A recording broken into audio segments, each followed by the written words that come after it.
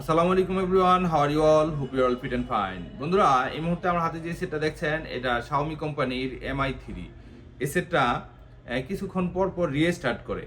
তো এর জন্য আমরা জানি যে রিস্টার্ট করলে সাধারণত ব্যাটারিতে সমস্যা হয়। আমরা ব্যাটারিটা চেঞ্জ করার পরেও যেহেতু রিস্টার্ট হচ্ছে, তাহলে সিপিইউটাকে রিবল করতে হবে। তো আজকে এই রানিং সেটটার সিপিইউটা রিবল করে আপনাদেরকে দেখাবো। ইনশাআল্লাহ শেষ পর্যন্ত আমাদের সাথে থাকবেন। বন্ধুরা, ভিডিও শুরুতে একটি মেসেজ দিয়ে যাচ্ছি। মোবাইল সার্ভিসিং প্রশিক্ষণ কোর্সের নতুন বেসে ভর্তি চলছে। বেসিক থেকে অ্যাডভান্স লেভেলের কাজ শেখার জন্য আমাদের সাথে যোগাযোগ করুন। আমাদের এখানে IC reballing, eMMC programming, Borneo schematic diagram, iCloud unlocking, hardware software সহ সব ধরনের কাজ শেখানো হয়। বন্ধুরা, আমাদের এখানে দোকানে বসে সরাসরি হাতে কলমে প্রশিক্ষণের মাধ্যমে কাজ শিখতে পারবেন। তো যারা কাজ শিখতে আগ্রহী আমাদের হোয়াটসঅ্যাপে ডায়াল করুন।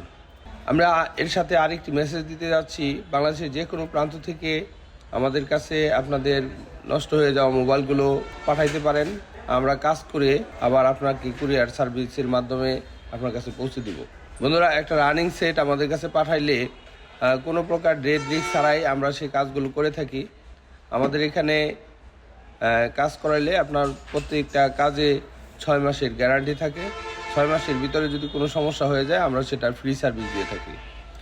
বন্ধুরা, এই মুহূর্তে আপনারা লক্ষ্য করছেন যে আমাদের সিপিইউটা এর যে বলগুলো রয়েছে মাদারবোর্ডের, সেটা পরিষ্কার করতেছি। এই মাদারবোর্ডের এই বলগুলো পরিষ্কার করতে হলে আপনাকে অবশ্যই অত্যন্ত যত্ন সহকারে এটা পরিষ্কার করতে হবে। অনেক টেকনিশিয়ান এটা খুব ভালো করে পরিষ্কার করে না। ভালো করে পরিষ্কার যদি না করা হয়, ওই ক্ষেত্রে দেখা যাবে যে সিপিইউটা রিবল করতে গিয়ে যদি সামান্য একটি পা, সিপিইউর একটা পা ওই সঠিকভাবে না লাগে, ওই ক্ষেত্রে দেখা যাবে আমাদের কাজটা পুনরায় আবার করতে হবে।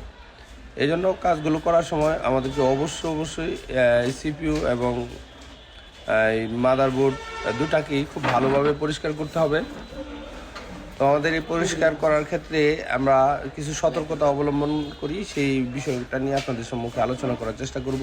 তো আমাদের আইসিটা পরিষ্কার করার সময় খেয়াল রাখতে হবে যেন সিপিইউতে যত কম তাতালের প্রয়োগ করা হয় ততই ভালো। অর্থাৎ সিপিইউতে যদি তাতাল দিয়ে খুব বেশি ঘর্ষণ করা হয় তাহলে ভোল্টেজ আসতেছে, আর এটার সাথে শর্ট হয়ে দেখা যাবে যে আপনার মাদারবোর্ডটা, আপনার সিপিইউটা নষ্ট হয়ে যেতে পারে। সিপিইউ পরিষ্কারের ক্ষেত্রে তাতালের প্রয়োগটা যত কম করব তত ভালো। আমরা হালকা, যদি এর ভিতরে কালো গ্লো থাকে তাহলে হালকা হালকা হিট দিয়ে একটা নাইফ দিয়ে খুঁটা পরিষ্কার করে নেব। তো এভাবে যদি আমরা পরিষ্কার করি তাহলে সিপিইউটা নষ্ট হওয়ার সম্ভাবনা খুব কম থাকে। আর শুধু এই কারণেই আমরা প্রত্যেকটা সেট কাজ করার সময় কাস্টমারের কাছ থেকে কোনো প্রকার ডেড রিস্ক না নিয়ে সিপিইউটা প্রতিস্থাপন করি। আর যারা একেবারে নতুন তারাই দেখা গেছে যে ওই আইসিটা পরিষ্কার করতে গিয়েই সিপিইউটা নষ্ট করে ফেলে। ওই সব ক্ষেত্রে সাধারণত কাজগুলো ওকে হইতে চায় না, বিভিন্ন সমস্যা করে। অর্থাৎ অনেক সময় দেখা যাবে যে হয়তো সিপিইউ লাগানো হয়েছে, কম্পিউটারের সাথে ইউএসবিটা পাচ্ছে, কিন্তু তারপরেও সেটটা ওপেন হচ্ছে না। তো এইসব ক্ষেত্রে সিপিইউর যে ভোল্টেজগুলো থাকে সেই ভোল্টেজগুলো সঠিকভাবে আসে না। যখন এই পাওয়ার আইসি থেকে যে ভোল্টেজগুলো সিপিইউতে ঢুকে এগুলো যদি সঠিকভাবে না আসে, ওই সব ক্ষেত্রে আমাদের দেখা যাবে যে সেটটা ওপেন হবে না। তো আমরা ওভারঅল কথা হলো অত্যন্ত সতর্কতার সাথে এটা পরিষ্কার করব। এখন সিপিইউটা বল করতেছি। সিপিইউটা বল করার ক্ষেত্রে এখানে হিট রাখছি হলো 250 এবং এয়ারটাকে জিরোর মধ্যে রাখা হয়েছে। আমাদের হট এয়ার গানটা হলো কুইকের 857 DW+। কুইকের 857 DW+, এই হট এয়ার গানটা ব্যবহার করতেছি। তো এই হট এয়ার গানটা দেখা যায় যে অল্প দামের মধ্যে যারা অল্প টাকার ভিতরে আইসি রিবল এর কাজ করার জন্য হট এয়ার গান খুঁজছেন, তাদের জন্য কুইকের 857 DW+ এই হট এয়ার গানটা অত্যন্ত ভালো। বন্ধুরা, আমরা যখন আইসিটাকে রিভল করব তখন দেখা গেছে যে একবার অনেক সময় ভল করার পরে আইসির সবগুলো পা সমান হয় না, অনেক সময় হেলদি হয় না। এই জন্য একবার অথবা দুইবার আমরা যদি এটাকে সুন্দরভাবে বল করে নেই, তার প্রত্যেকটা পা সুন্দরভাবে বসে যায়, তাহলে আমাদের জন্য কাজটা অনেকটা সহজ হবে। কারণ কোনো কারণে দেখা গেছে যদি একটা বল সঠিকভাবে না লাগে, আমাদের আবার দ্বিতীয়বার কাজ করতে হবে। আমরা লক্ষ্য করছি যে আমাদের সিপিইউটার মধ্যে প্রত্যেকটা পিন অথবা পা সুন্দরভাবে সেট আপ হয়ে গেছে। তো এরপরে স্টেপ হলো আমাদেরকে আইসিটা রিবল করতে হবে, অর্থাৎ মাদারবোর্ডে প্রতিস্থাপন করব। মাদারবোর্ডে প্রতিস্থাপন করার জন্য আমাদেরকে প্রথমেই যে কাজটা করতে হবে, এটার মধ্যে হালকা করে পেস্ট দেওয়ার পরে আমাদের যে কাজটা হবে, পেস্ট দেওয়ার পরে প্রথমেই একেবারে খুব বেশি হিট দেব না, হিটটা কমায় রাখা তারপরে এটা লাগানোর চেষ্টা করব। যখন বুঝতে পারবো যে এটা সঠিকভাবে সিপিইউটা মাদারবোর্ডের সাথে বসে গেছে, তখন আমরা হিটটা বাড়ায়া জাস্ট 30 থেকে 40 সেকেন্ড হিট দেব। তো তারপরে দেখা যাবে যে অনেক সময় অল্প হিট না দিয়ে সিপিইউটাকে সঠিকভাবে না বসিয়ে যদি আমরা হিট দিতে থাকি, তো দেখা গেছে যে অনেক সময় সিপিইউটা হাওয়াতে উড়া যায়। তো উড়া যাওয়ার পরে আমাদের একটা সমস্যা হয়ে যায়। তো দেখা যায় যে এই সিপিইউটাকে আবার রিভলভ করতে হয়, কিছু বল নষ্ট হয়ে যায়। তো এই জন্য আমরা প্রথমে যে কাজটা করব, অল্প হিট দিয়ে মাদারবোর্ডে সিপিইউটাকে বসিয়ে নিব।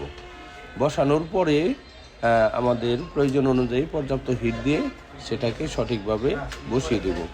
তবে সব মিলিয়ে একটা মাদারবোর্ড বসানোর জন্য আমরা সর্বোচ্চ সময় নিব 1 মিনিট। এর চেয়ে বেশি হিট দিলে অনেক সময় নষ্ট হয়ে যেতে পারে। তো এই সব দিক বিবেচনা করে আমরা প্রথমে হিট রাখছি 300-র মধ্যে এবং হাওয়া রাখছি 0-র মধ্যে। আর পরবর্তীতে আমরা হিট রাখবো, যদি এই হট এয়ার গানটা ব্যবহার করেন তাহলে আমরা 350 থেকে 360 এইটুকু রাখলে অনেক সময় বেটার হয়। বন্ধুরা, কাজগুলো অত্যন্ত সহজ। যারা আমাদের ট্রেনিং সেন্টারে ভর্তি হবেন, সর্বোচ্চ 5 থেকে 7টা ক্লাসের মধ্যে সিপিইউ রিবল এবং ইএমএমসি রিবলিংয়ের সমস্ত কাজগুলো আপনারা শিখতে পারবেন। আমরা অত্যন্ত যত্ন সহকারে আমাদের এখানে কাজগুলো শেখানো হয়।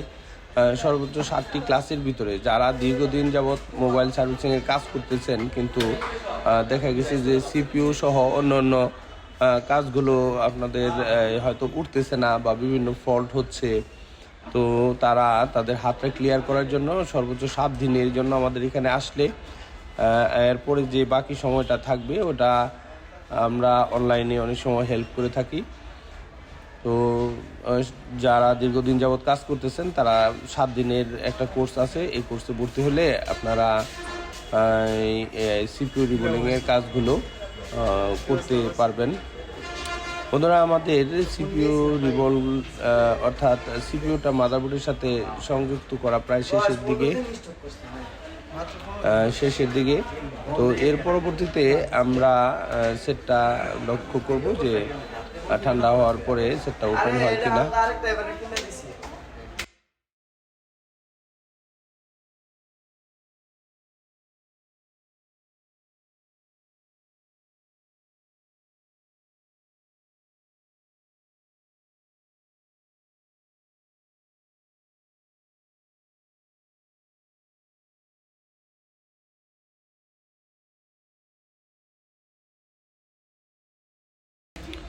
বন্ধুরা, আমাদের সেটটা সঠিকভাবে ওপেন হচ্ছে, আমাদের মাদারবোর্ডে সিপিইউটা সঠিকভাবে লাগানো হচ্ছে, সেটটা আমাদের ওপেন হচ্ছে।